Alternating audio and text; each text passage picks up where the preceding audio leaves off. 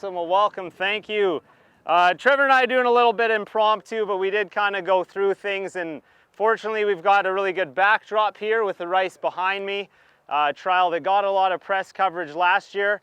And because Kelly was going to talk about IPM and cereal management, I figured we'd just kind of shoehorn that into IPM and novel crops. And it's actually a really good fit for novel crops because IPM is your basic strategy for growing a novel crop. So let's kind of back up and think about why that is and why it's such a good fit. So the first thing with IPM, throw out some tools for me. What are your main tools of integrated pest management? Surveillance. Oh man, I don't remember all the tools. There's a few different things I'm thinking. I'm thinking like our methods. So we got like cultural methods of control, biological, chemical controls, more the minor use side. So we've got some really good researchers here from AAFC. And I've also got Michelle Conchu and Austin who worked on the rice project last year too. So when you give me some hard questions, I'll just kind of defer things out that way. So cultural, physical, biological, and chemical kind of control methods. And then the other things with integrated pest management is you're really focusing on, you know, what location are you growing your crops, the land preparation, rotation, pattern sequencing. The seed selection is very important, your nutrition, your water, your intercropping, storage, all those sorts of things. So those are applicable, but I think at this point in time, you know, just about anybody on our team could grow out. We could plant some wheat, we could have a successful crop. We have a ton of herbicide options. You know, our planting depth could be 1 inch, it could be 3 inches. There's a lot of things that could probably go wrong in a cereal crop and we'd still get a great outcome, and you might not even see a difference. So with novel crops, you know, what makes something a novel crop? We've got limited acres, it's new to the area, low margin for error is a really important one, and limited pesticides. And so when you have that low margin for error, limited pesticide use, you know, the integrated pest management strategy, it really is, it's kind of like a perfect fit. You have to use some sort of IPM approach to grow your novel crop. So I'm going to talk about the rice here in a second.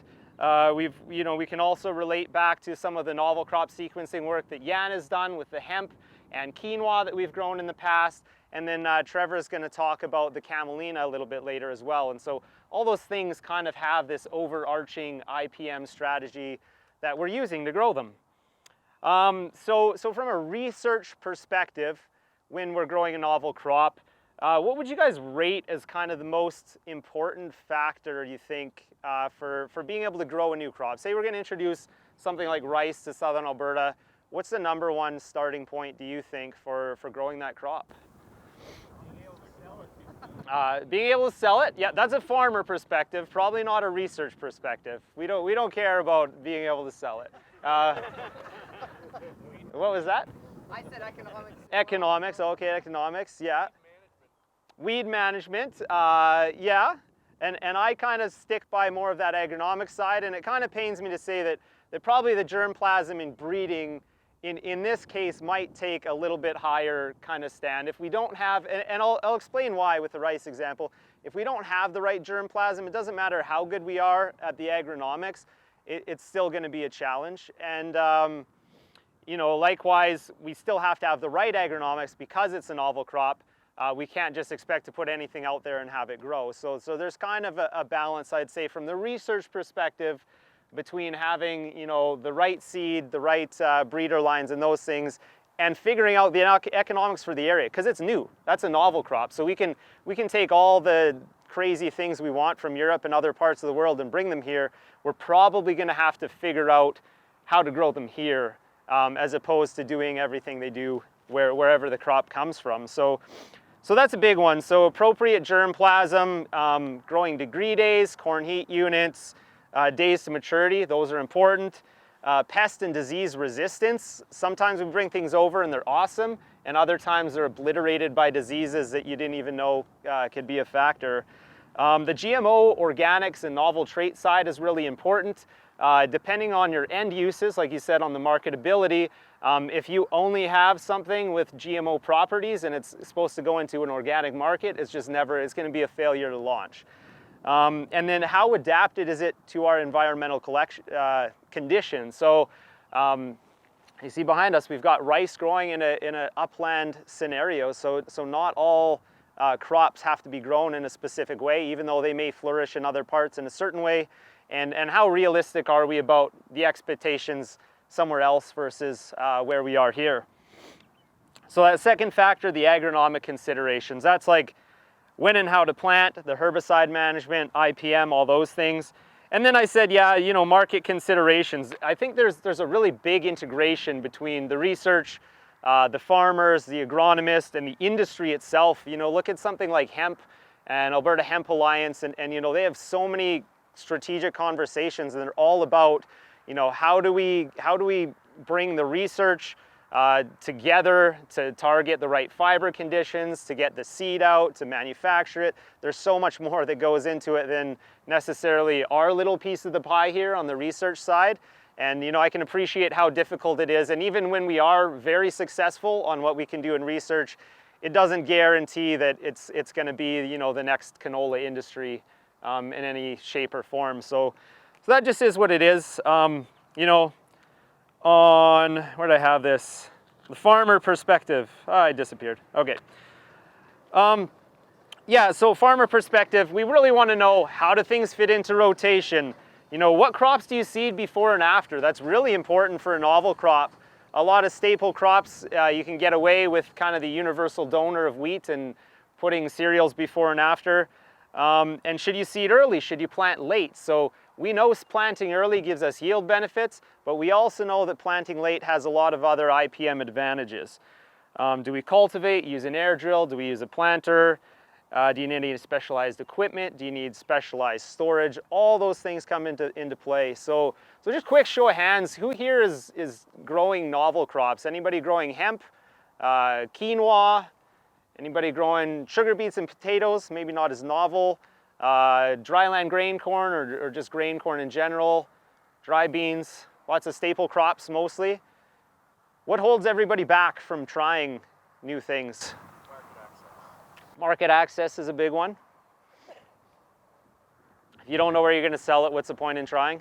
That's kind of, I think a lot of times with these novel crops, it almost takes like a pioneering type person to develop it and be like, you know, we've seen, there's a few places we visit in the States and they kind of develop their own niche and they're like, well, I'm going to grow this, I'm going to process the oilseed, I'm going to value add, I'm going to integrate with all these people I know. And, you know, having a contract, I mean, is the only other real option for growing something new like that. So from Yan's study, so some of you might be familiar, we had a study here over the last 4 or 5 years.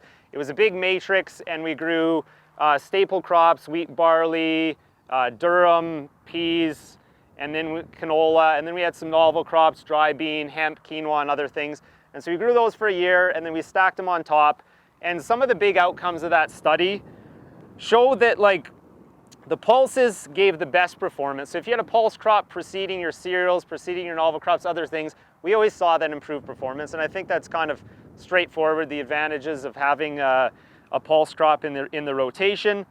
And novel crops themselves have a severe weed management limitation. And so the novel crops themselves were weedy, and then the subsequent crops were also weedy from that weed seed bank growing.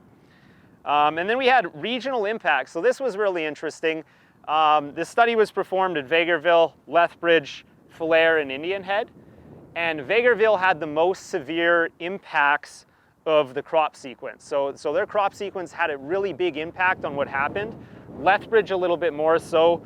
Not as much in Falher and Indian Head throughout this study. They almost found almost no impact of the crop rotation, just that short year, 1-2 year rotation on what happened the subsequent year. So it's kind of a weird finding there.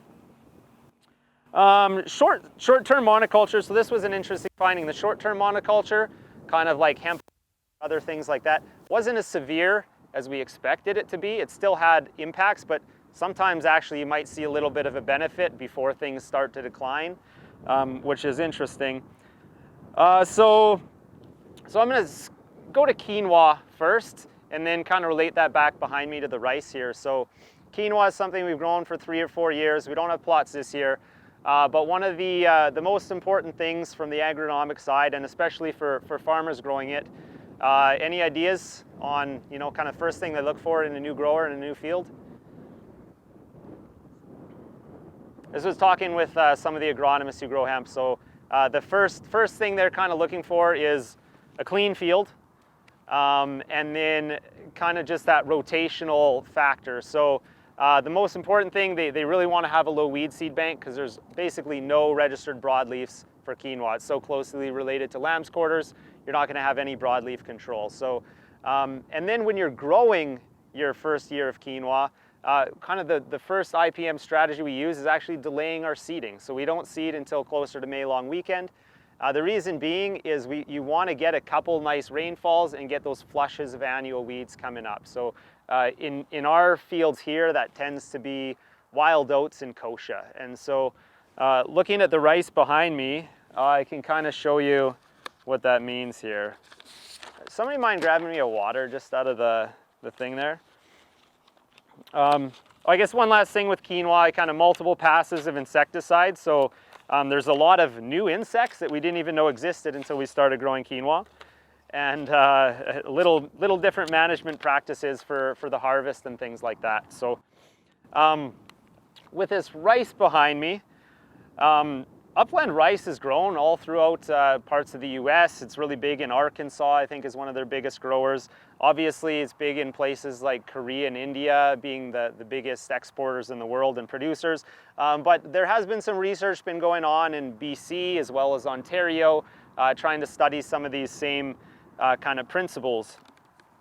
I think I'm just going to jump ahead to what I was saying before. So with the trial that we have here, we have 3 different seeding dates. And part of what we were trying to look at was, we know early seeding always produces, you know, it's going to produce more crop, higher yields, going to grow a little faster and things like that. One thing we didn't necessarily anticipate, but we maybe should have known, was that there was going to be a huge weed impact. And because we don't have good herbicides necessarily registered for rice or for this variety, that the block of treatments first over there, that was our first seeding date. So we seeded on May the 4th. Then we seeded May 11th. That would be the block behind me here. And then you can see the farthest block down there was actually seeded May 18th. So this first block of treatments, the rice is a little more advanced. You can see we broke through it a number of times. We've had to apply 2,4-D for the broadleaves. Same with here, there's still a little buckwheat that isn't quite dying off, and we may have to either rogue or spray again. And then you get perfectly clean plots down there on the stuff that is seeded May 18th. So kind of one of those challenges to growing novel crops, and one of those things that we have to pay attention to. So on this rice project, obviously the germplasm is something important. Not all rice is photosensitive, photoperiod sensitive, basically. So some rice cultivars base their reproductive cycle on changes in sunlight and things like that, and so other varieties will actually cue in. They'll have an internal mechanism, and after so many days of vegetation, they'll kind of kick in and say, oh, it's time to go to reproductive mode. Not all rice does that, and so we have to be cautious about the varieties we select and that we want to grow, so that we find something that's not photoperiod sensitive, because we have such long daylight hours compared to areas closer to the equator. Another big factor is the quizalofop tolerance. So there's some varieties grown out of the US that have quizalofop tolerance. That means we can spray like a Sure or something, or a grassy product within our trials. That really helped with the wild oat control for us. And then 2,4-D has been kind of like long-term since the 1940s and 50s, registered, or not necessarily registered, but known to be quite safe on the majority of rice varieties and not have too many bad effects. So our first year of studies, that was last year, that was kind of Austin's pet project, and working with Michelle Conchu out of U of L. So we did a couple of interesting things that first year. You know, we looked at obviously varieties. We looked at a couple different varieties from different locations to see how they perform in the field. We also looked at an irrigation method. So we had one site here and one out at Ken's place under the drip irrigation. Drip seems like it would be a really good fit for novel crops and for other certain crops. But a big challenge is that because those lines are 8 inches under the ground, it's hard to get the water right up to that 1 inch level to get germination and kind of that first little bit of growth. And as you know, last year was quite dry, and things under the drip didn't turn out as good as they did under the pivot. And then the other big one was the sowing method. So all the crops behind me, we actually direct seeded. We had some of the folks at Galaxy Ag are the ones supporting this project. They came out with some of their investors and researchers and clients and stuff, seeded some of the plots with us. And this is the method we chose to go with this year just because it was kind of the most common and most likely. There's also some work where we've done some transplants, which you can grow an entire greenhouse area full of transplants and plug them out in the field. It's a pretty labor intensive, but there is some machinery now. It'll kind of just make little holes. It'll drop things in almost like super speeded kind of tree planters. But I still imagine it'd be a lot of work to hand transplant, every 9 inches apart, a little sprig of rice throughout an entire field. And then down there on the side, I don't know if you can see it, I asked Carlo to bring out, there's basically just a garbage bag laying in the border there, and that's kind of to show you what our other method was. That was a cultivated seed film, and we actually, I think, all had high hopes for that. And that's kind of like you can imagine a big roll of garbage bags, and you just roll it out in the field, and there's seed glued to the underside through a factory that kind of gets marked on there, and then a little slit gets put in there. And so as soon as there's a little water that perforates or permeates through through that surface kind of layer of plastic or mulch or whatever you want to call it, the seed will germinate, find its way through. Unfortunately, we found the weeds found their way through better than the rice just for our experiment. And it is a common thing. That's something they would use in more horticultural settings like strawberry bedding and things like that. So it's not unproven. It does work. For our applications, we didn't find really good success. The biggest challenge, I think, for us was that the watering systems and other things, it didn't really get underneath like we thought it would, and just kind of ran off the sides. And then the other challenge was, obviously that's supposed to biodegrade in a year or two, but it's still kind of, laying around like my rain pants there in little chunks all over the place, as opposed to, just disappearing nicely into the soil. So that's kind of year one.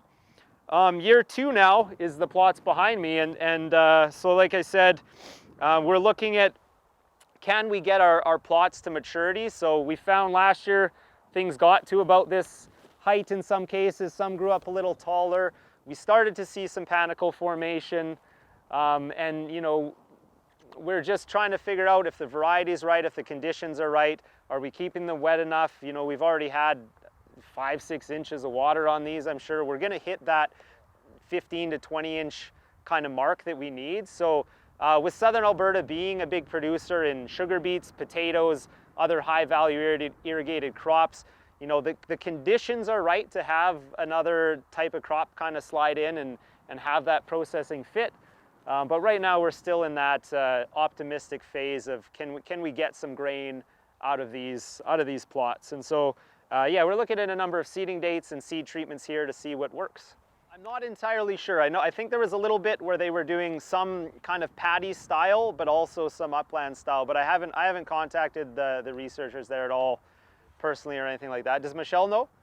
Yeah, they did well with it.